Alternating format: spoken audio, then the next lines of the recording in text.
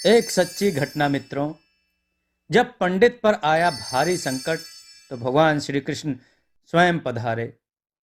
मित्रों, कथा कुछ इस प्रकार प्रारंभ होती है।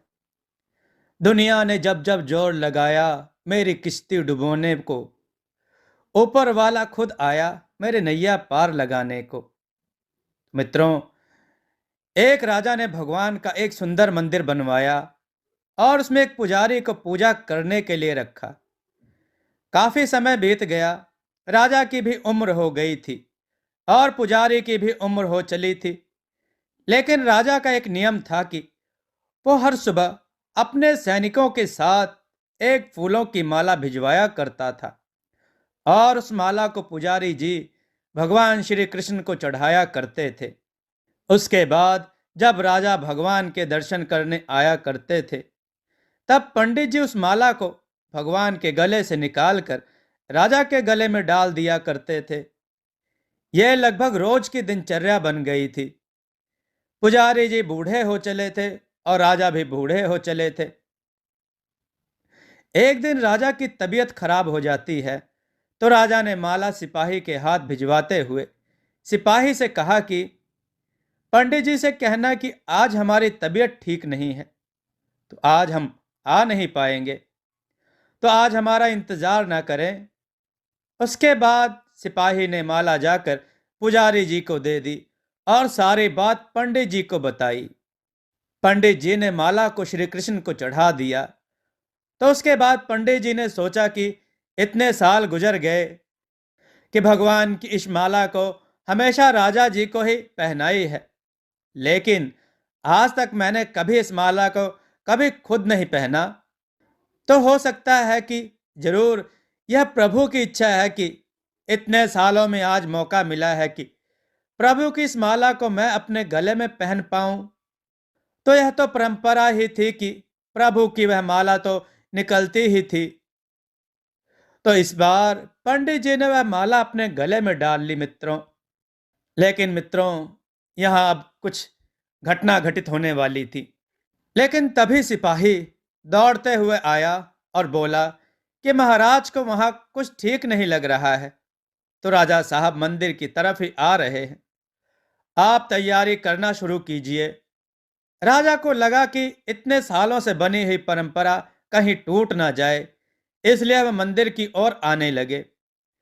जैसे ही पंडित जी ने यह सुना, उन्होंने तुरंत माला गले से निकाल और भगवान को पहना दी। घबराहट में पंडित जी समझ नहीं पाए कि उन्होंने क्या गलती कर दी है।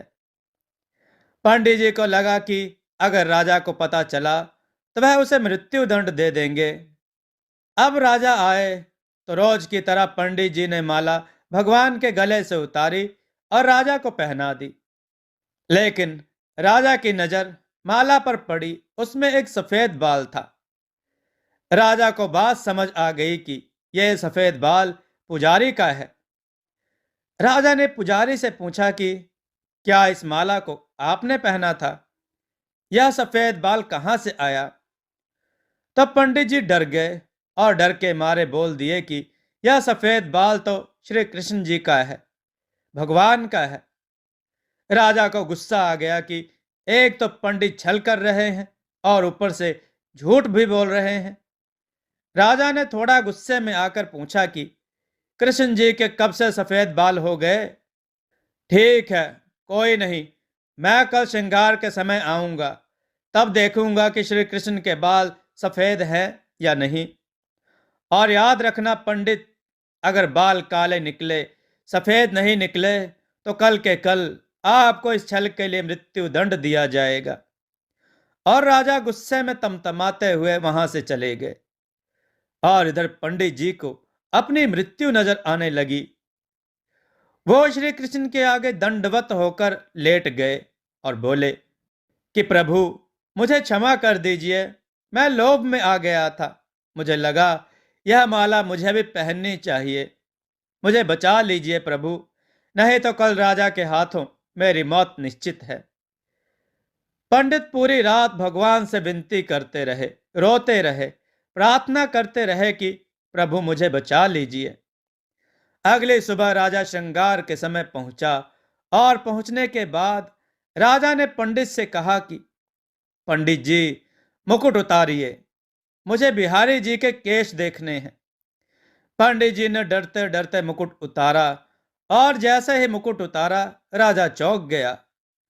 श्री कृष्ण की मूर्ति के बाल सफेद थे, लेकिन राजा को लगा कहीं ऐसा तो नहीं कि पुजारी फिर कोई छल कर रहा है, कहीं इसने अपनी जान बचाने के लिए बाल रंगवा तो नहीं दिए। तो बाल की जांच करने के लिए वो बाल तोड़ने लगे, और जैसे ही राजा ने बाल तोड़े मूर्ति में से खून बहने लगा। राजा यह देखकर भगवान के चरणों में गिर गए, क्षमा मांगने लगे कि क्षमा कर दो भगवान, मुझसे बहुत बड़ा पाप हो गया। मैं शक में अंधा हो गया कि मैं सही गलत भी भूल गया। तभी मूर्ति में से आवाज आई कि राजा, तूने मुझे सिर्फ मूर्ति माना, इसलिए मैं आज से तुम्हारे लिए सिर्फ मूर्ति हूं।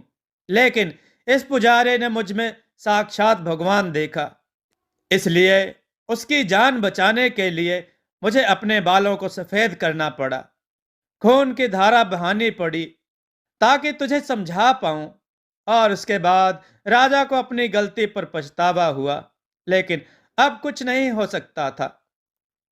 इसलिए तो मित्रों, कहते हैं कि अगर मानो तो पत्थर में भी भगवान है, नहीं तो साक्षात आपके सामने भगवान भी आ जाएं, तब भी आप उनसे उनकी सत्यता मांगेंगे। अगर आप सच में भगवान को देखना चाहते हैं तो आपके सिर्फ भाव होने चाहिए,